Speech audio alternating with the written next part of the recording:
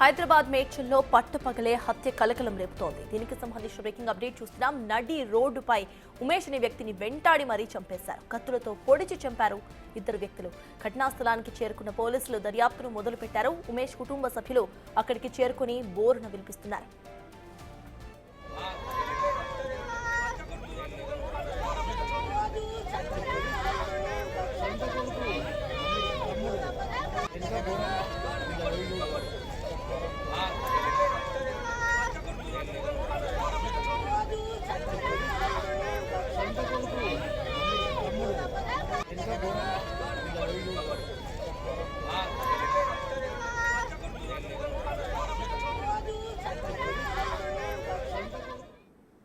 హైదరాబాద్ మేడ్చల్లో పట్టపగలే హత్య కలకలం రేపుతోంది. నడి రోడ్డుపై ఉమేష్ అనే వ్యక్తిని వెంటాడి మరీ చంపేశారు. కత్తులతో పొడిచి చంపేశారు ఇద్దరు వ్యక్తులు. ఘటనా స్థలానికి చేరుకున్నారు పోలీసులు. ప్రెజెంట్ ఇన్వెస్టిగేషన్ అయితే ప్రాసెస్లో ఉంది. ఇక ఉమేష్ కుటుంబ సభ్యులు అక్కడికి చేరుకుని బోరును విలిపిస్తున్నారు. విజువల్స్ చూస్తున్నాము. మేడ్చల్లో పట్టపగలే హత్య ఇప్పుడు కలకలం రేపుతోంది.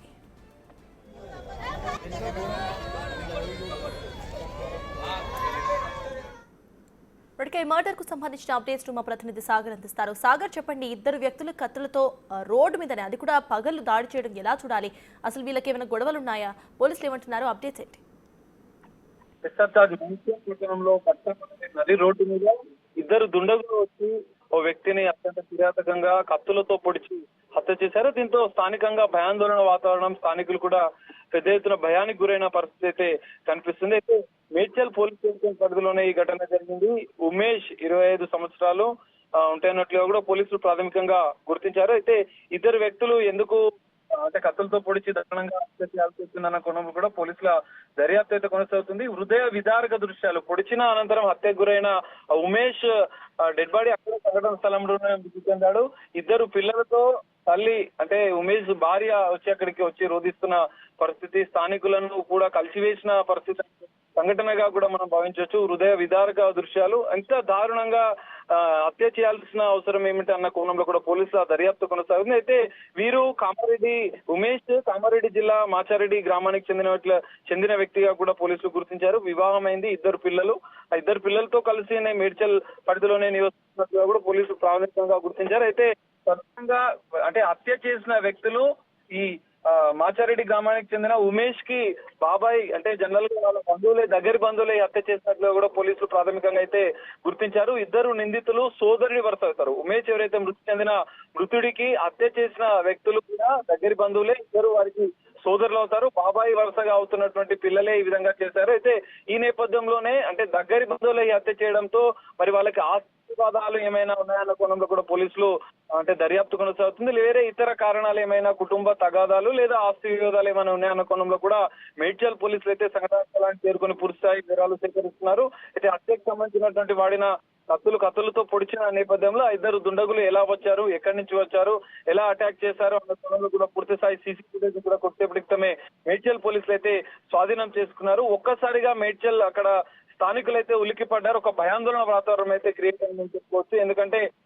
పట్టపగలే నడి రోడ్డు మీద వెళ్తున్నటువంటి ఉమేష్ ను అక్కడే ఉన్నటువంటి మాటు వేసినటువంటి ఇద్దరు వ్యక్తులు వచ్చి కత్తులతో దారుణంగా పొడిచి మనం చూడొచ్చు. రోడ్డు మీదనే రక్తం కూడా ఇట్లా ముందుకు వెళ్ళిన పరిస్థితి కూడా కనిపిస్తుంది. మొత్తం అక్కడ సంఘటన స్థలంలో వేరే వాళ్ళు ఉన్నప్పుడు కూడా అరుస్తున్నా కూడా వాళ్ళు టార్గెట్ గా వచ్చి ప్లానింగ్ తోనే వచ్చి ఇద్దరు వ్యక్తులు సోదరులు వాళ్ళతో అవుతున్న వారే వచ్చి అత్యంత కిరాతకంగా దారుణంగా కత్తులతో పొడిచి అంటే చనిపోయిన నిర్ధారించిన అనంతరం అక్కడి నుంచి వెళ్ళిపోయినట్లు కూడా తెలుస్తుంది. ఈ మొత్తం ఘటన పైన మేడ్చల్ పోలీసులు అయితే పూర్తి స్థాయి వివరాలు అయితే ఇప్పటికే సేకరించారు. ఇద్దరు వ్యక్తులు బంధువులే కావడంతో మరి హత్యకు సంబంధించినటువంటి కీలక కారణాలు ఏంటి అన్న కోణంలో కూడా దర్యాప్తు కొనసాగుతుంది. వీరిద్దరికి ఇంకెవరైనా సహకరించారా, ఎందుకంటే కుటుంబ వివాదాల నేపథ్యంలో ఇటు ఆస్తి వివాదాల నేపథ్యంలో ఏమైనా ఉన్నాయన్న కోణంలో పోలీసుల దర్యాప్తు కొనసాగుతుంది. మొత్తంగా ఈ ఘటన పైన మేడ్చల్ పోలీసులు అయితే దర్యాప్తు చేస్తున్నారు. కానీ అక్కడ తన భార్య ఉమేష్ భార్య ఇద్దరు పిల్లలతో రోధిస్తున్న హృదయ విదారకంగా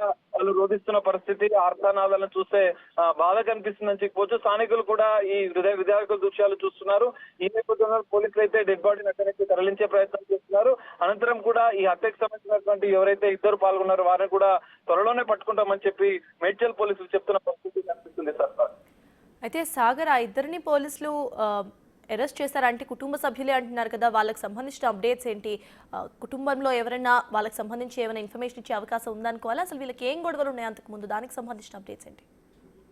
ఖచ్చితంగా ఇప్పటికీ దగ్గరి బంధువులే హత్య చేశారని ఇప్పటికీ నిర్ధారించిన పోలీసులు వాళ్ళిద్దరూ హత్య చేసిన అనంతరం ఎక్కడికి వెళ్లారన్న కోణంలో కూడా దర్యాప్తు కొనసాగుతుంది. అందులో భాగంగానే మేడ్చల్లో హత్య ఘటన జరిగినటువంటి స్థలంలో ఉన్న సీసీ కెమెరాలను కూడా పరిశీలించారు. వాళ్ళు అక్కడ మేడ్చల్లో హత్య చేసిన అనంతరం ఎక్కడికి పారిపోయారో, ఏ రూట్ లో వెళ్లారన్న అన్న కోణంలో కూడా పోలీసుల దర్యాప్తు కొనసాగుంది. సీసీ ఫుటేజ్ కూడా ఇప్పటికే స్వాధీనం చేసుకున్న పోలీసులు అక్కడ సంఘటన స్థలం నుంచి వాళ్ళు ఏ రూట్ లో వెళ్లారన్న కోణంలో కూడా దర్యాప్తు చేస్తుంది. దానికి సంబంధించిన దాదాపు ఇప్పటికే 2 బృందాలు కూడా నిందితుల కోసం గాలిస్తున్నట్లుగా కూడా తెలుస్తోంది.